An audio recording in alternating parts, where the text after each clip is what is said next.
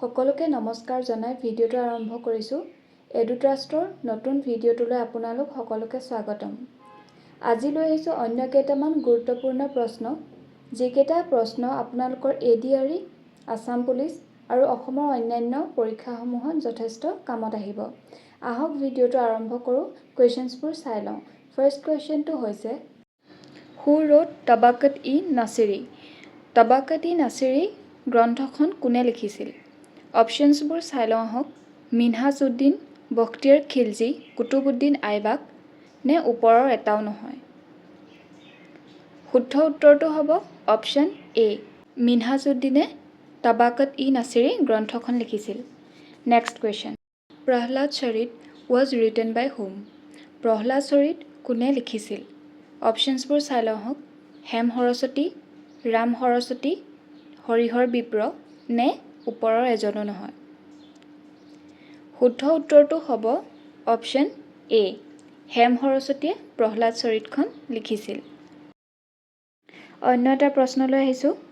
Which king was impressed by the personality of Sankardeva and other চেইণ্টছ?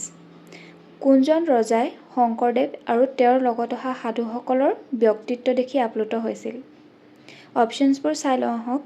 চুহুংমুং, Naranarayan, Sukaphaa নে চিলাৰায়? শুদ্ধ উত্তৰটো হ'ব অপশ্যন বি, কোচ ৰজা নৰনাৰায়ণে শংকৰদেৱ আৰু তেওঁৰ লগত অহা সাধুসকলৰ ব্যক্তিত্ব দেখি আপ্লুত হৈছিল। Next question, who translate the Bhagavad Gita? ভাগৱত গীতাৰ অনুবাদ কোনে কৰিছিল? অপশ্যনছবোৰ হৈছে হেম সৰস্বতী, শংকৰদেৱ, মাধৱদেৱ নে অনন্ত কণ্ডলী? শুদ্ধ উত্তৰটো হ'ব অপশ্যন ডি, অনন্ত কণ্ডলীয়ে ভাগৱত গীতাৰ অনুবাদ কৰিছিল। অন্য এটা প্ৰশ্নলৈ আহিছোঁ। Which Portuguese traveller visited Koch kingdom during the reign of Naranarayan? কোনজন পৰ্তুগীজ ভ্ৰমণকাৰী নৰনাৰায়ণৰ ৰাজসভালৈ আহিছিল? শুদ্ধ উত্তৰটো হ'ব অপশ্যন এ। নেক্সট কুৱেশ্যনটো চাওঁ আহক। During whose tenure the capital of Assam was shifted to Guwahati? অসমৰ ৰাজধানী প্ৰথমতে আছিলে শ্বিলঙত। সেইটো আপোনালোকে নিশ্চয় জানে। শ্বিলঙৰ পৰা গুৱাহাটীলৈ কাৰ দিনত সলনি কৰা হৈছিল সেইটো আমাক প্ৰশ্নত সুধিছে। অপশ্যনছবোৰ চাই লওঁ আহক। গোপীনাথ বৰদলৈ, শৰৎ চন্দ্ৰ সিংহ, বিমলা প্ৰসাদ চলিহা, বিষ্ণুৰাম মেধি? শুদ্ধ উত্তৰটো হ'ব অপশ্যন বি, শৰৎ চন্দ্ৰ সিংহৰ দিনত অসমৰ ৰাজধানী গুৱাহাটীলৈ সলনি কৰা হৈছিল। কেতিয়াবা পৰীক্ষাত চনটোৰ কথাও সুধি দিয়ে যে কোন চনত অসমৰ ৰাজধানী গুৱাহাটীলৈ শ্বিফ্ট কৰা হৈছিল বুলি। চনটো হৈছে 1973। হাউ মেনি ৰাজ্যসভা ছিটছ কাম from the state of Assam? ৰাজ্যসভাত অসমৰ কেইখন আসন আছে? এইটো এটা অতি উজু প্ৰশ্ন। আপোনালোকে নিশ্চয় পাৰিব ইয়াৰ উত্তৰটো। তথাপিও যিসকলে নোৱাৰে তেওঁলোকৰ বাবে মই উত্তৰটো কৈ দিছোঁ। অসমৰ 7খন ছিট অৰ্থাৎ 7খন আসন ৰাজ্যসভাত আছে। এইটো এটা important question. Who is the chief justice of Guwahati high court? Guwahati উচ্চ ন্যায়ালয়ৰ বৰ্তমানৰ সৰ্বোচ্চ ন্যায়াধীশ কোন? অপশ্যনছবোৰ চাই লওঁ আহক।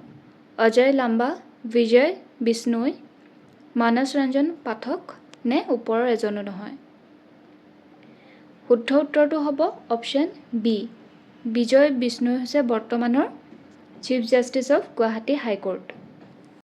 Next question, Bohag Bihu is celebrated for how many days? Bohag Bihu কেইদিন পালন কৰা হয়? অপশ্যনবোৰ হৈছে 2, 3, 5 নে 7?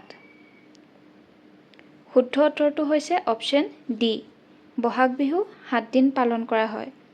আজিকালি বিহুৰ চেলিব্ৰেশ্যনবোৰ যথেষ্ট কমি গৈছে। তথাপিও আমি জনাটো উচিত বহাগ বিহু 7 দিন পালন কৰা হয়। এই বিহুকেইটাৰ নাম মই আপোনালোকক কৈ দিছোঁ।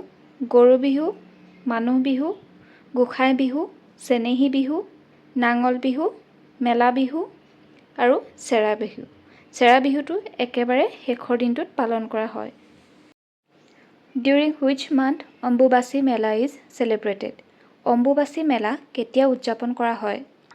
অপশ্যনবোৰ হৈছে বহাগ, জেঠ, আহাৰ, শাওণ। শুদ্ধ উত্তৰটো হৈছে অপশ্যন চি. আহাৰ মাহত অম্বুবাচী মেলা পালন কৰা হয়।